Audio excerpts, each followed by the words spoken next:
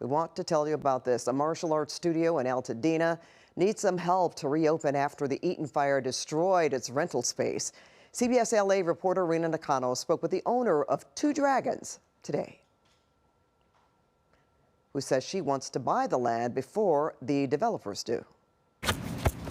Kung Fu master Shalene Herring has a black belt, but she says her martial arts journey continues. My kids teach me. My teenagers teach me. She and her husband opened Two Dragons Martial Arts Studio in Pasadena 30 years ago as a safe space for neighborhood kids. When he died in 2007, she thought that was the end of her martial arts journey. 1, 2. Until her students encouraged her to continue his legacy. Let's do this. We got you.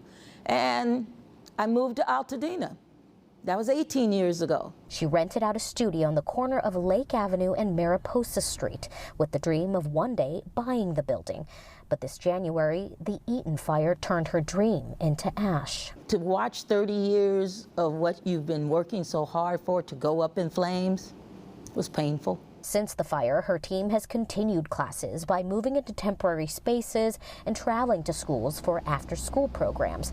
But 2 weeks ago, she found out the property was put up for sale. It's like, okay, I got to do this. But it's not that easy. Herring says the property owners have multiple offers, including large developers. They say time is running out. Bids for this property start at $600,000, something they just don't have. That's why they started an online fundraising campaign to keep the business locally owned and operated. Small businesses in Altadena have to figure out how to rise again through this time period, because if we're gone, we don't have our city anymore.